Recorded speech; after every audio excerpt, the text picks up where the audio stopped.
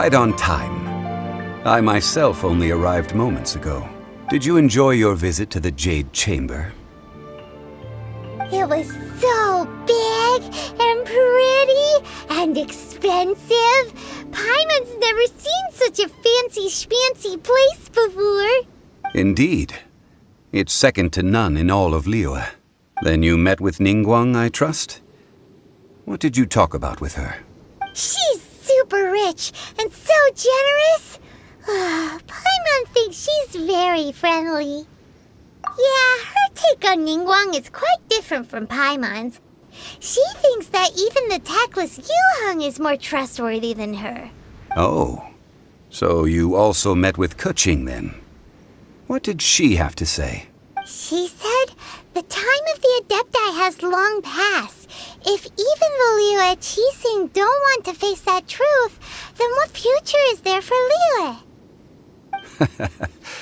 No respect for the divine. Indeed, contrary to the ever-bold Keqing, Ningguang is more of a businesswoman at heart. Though they are both members of the Qixing, although she's friendly, there's no way of clearly discerning her true intentions. Yes, she has only relied on herself to rise to her current position. No ordinary person could ever achieve that. It's said that she's the one behind the constant expansion of the Jade Chamber. It's the second most important thing to her. Even if she ever gave up the position of Tianquan, she would never give up the Jade Chamber. The Jade Chamber is only second. What's the most important thing to her then? Why, Mora, of course. All Ningguang talked about was the Fatui this and the Fatui that. She said that after Rex Lapis was murdered, the Fatui have constantly been trying to sink their fingers into Liyue, and that they aren't to be trusted. That is how the Fatui have always been. It doesn't surprise me in the least.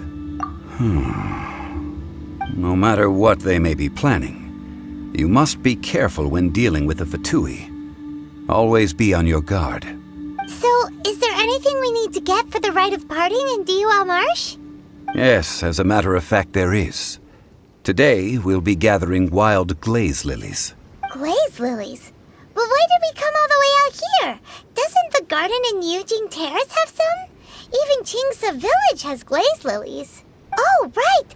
Paimon remembers that Madame Ping is always tending to flowers. Maybe we could ask her. No. Those lilies have all been gardened by people. They won't do it all. Dihua Marsh used to be full of glaze lilies. It is a sort of joyful flower that listens to human song. Before the Archon War, Dihua Marsh was all dry land and fertile soil. But the war caused landslides, and the land was flooded, turning it into the marsh you see now. Nearly all the glaze lilies were wiped out. Of course, there are some kinds of flowers that have been preserved and gardened by people in the city. But very few people know that glaze lilies may still be found in the wild. Wild glaze lilies have the strongest fragrance. If we want to follow the true tradition of the rite of parting, we must grind up the wild lilies and place the powder in a censer of everlasting incense. But I'll need your assistance in gathering these flowers. That's correct. Your singing will surely bring out the strongest fragrance from the flowers. So how good is your singing? Really? Why doesn't Paimon believe you? We'll only know once she starts singing.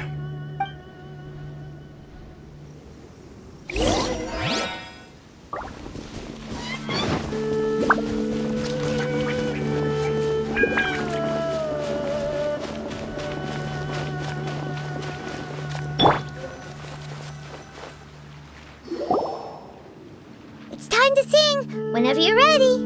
Da da da da da da da da da da da. What happened? These flowers are jumping. They're really... Those weren't glaze lilies. Glaze lilies wouldn't hit people. This little monster is known as a whopper flower. Strange. These petals look interesting. The glaze lilies used as a disguise were buried with the whopper flower for too long. The result seems to have surprisingly potent medicinal value. Let's collect what we can of these petals. Well, that's nice and all, but will those petals be useful for the rite of parting? Unfortunately, no. That's so lame. Excuse me. Are you searching for glaze lilies? Oh, hey! It's... What's-her-face? Paimon can't remember. Hello, traveler. I'm surprised you still remember my name. Ah, that reminds me. How was your visit to the Jade Chamber? Well, it sure would have been better if you told us how to get up there. Didn't I tell you the way? Surely I did. Nope, we found the way on our own. Oh, I see. Uh-oh. I guess I really did forget to tell them. Something seems a little off about Ganyu.